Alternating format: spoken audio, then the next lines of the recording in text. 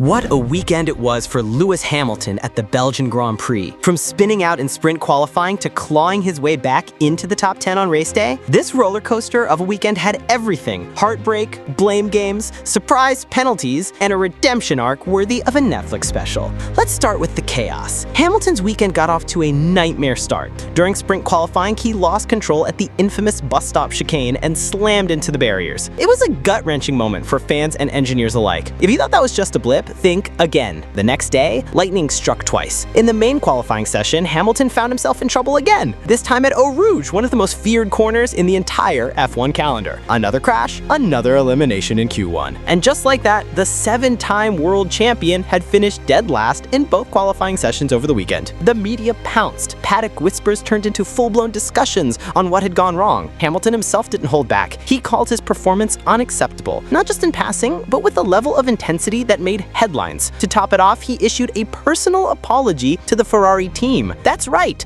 a public apology from Lewis Hamilton. You don't see that every day. The man knew he had let the team down, and perhaps more importantly, he felt he had let himself down. So what was to blame? According to Hamilton, the culprit was an untested new rear component fitted to the car. It's suspected to be part of the rear brake or suspension system. Whatever it was, it clearly didn't play nice with the car's balance. The rear end was behaving like a toddler on a sugar high, unpredictable, erratic, and downright dangerous. Interestingly, this wasn't the first time this component had caused trouble. Earlier in the season, Charles Leclerc had a very similar crash during FP1 in Canada, and it was later linked to the same part. Yet somehow, it made its way back onto Hamilton's car at Spa. Risky? Maybe. Regrettable? Definitely. Hamilton said it was the first time in his entire career he'd experienced such rear instability. That's saying something, coming from a guy who's driven some of the trickiest machines in F1 history. For a driver of his caliber to feel completely caught off guard by car behavior speaks volumes. But wait, the misfortune didn't end there. Ferrari, in a desperate attempt to salvage the weekend, opted to change almost the entire power unit in Hamilton's car overnight. That meant breaching the allocation limits, which slapped them with a mammoth 60-place grid penalty. Of course, that kind of penalty is more symbolic than anything. You can't start from row 31 when there are only 20 cars on the grid. So Hamilton was pushed to the pit lane start. Luckily for him, the racing gods showed a hint of mercy. The Grand Prix began under safety car conditions due to a wet track, neutralizing any immediate disadvantage from the pit lane start. The chaos had paused, but only momentarily. And then came the comeback. Hamilton turned Sunday into a statement. It wasn't just about salvaging points, it was about showing everyone what could have been. He made up a jaw-dropping 11 positions during the race, finishing in 7th place. That was the most overtakes by any driver that day. Let that sink in. From dead last to 7th, overtaking half the grid in a car that had betrayed him all weekend. The turning point? Strategy. Hamilton's team made the bold call to switch to slick tires earlier than most. While others tiptoed around on intermediates, Hamilton was flying on a drying track. Clean air, fast sectors. It was vintage Lewis, aggressive, precise, and unrelenting. Even the notoriously critical Italian media took notice.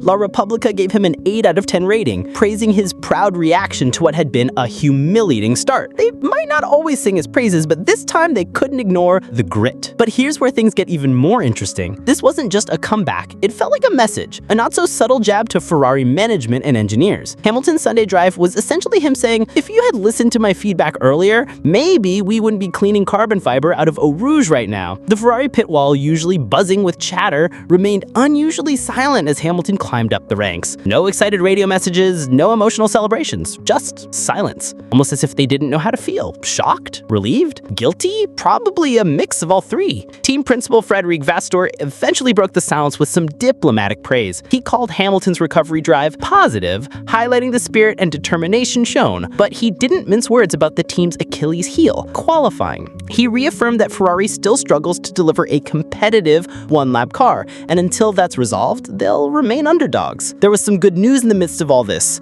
Vasseur had his contract extended, signaling that Ferrari still believes in his leadership. It also means he has more time to build the team around Hamilton, just like Mercedes did back in 2013. Part of that process, bringing in a familiar race engineer to work with Hamilton.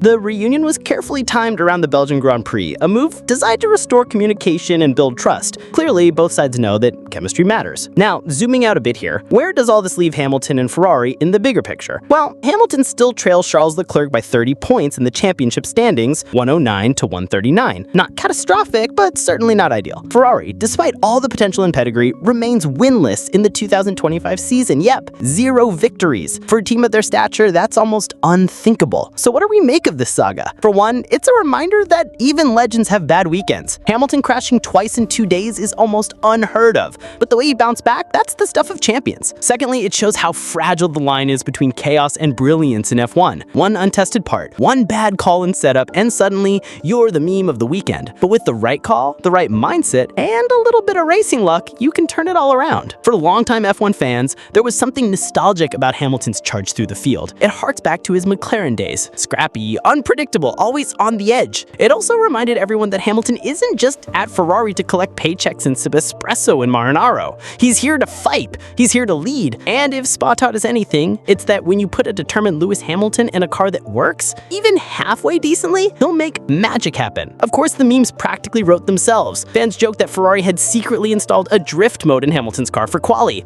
Others speculated whether he was reenacting Fast and Furious at a Rouge. The F1 community might be savage, but it's also one of the funniest when the chaos unfolds. But beyond the jokes, Spa was a crucial chapter in Hamilton's Ferrari story. Yes, the result sheet shows the 7th place finish, but the context behind it, that's what made it special. It wasn't about the points, it was about pride. It was about proving a point. It was about reminding the world that you can never count Lewis Hamilton out, even when the odds are stacked higher than the Belgian hills. So what's next for Hamilton and Ferrari? The summer break offers some time to reflect, regroup, and maybe test those rear components a little more carefully. There are still races to be won, and if Spa taught us anything, it's that Hamilton still has the fire. He might be down at the standings, but he's far from out. One thing's for sure, if you're not watching every Ferrari strategy call and every Hamilton lap from now on with popcorn in hand, you're missing out, because this saga, it's only getting started. And hey, next time Hamilton crashes in quali, maybe just check the rear end again.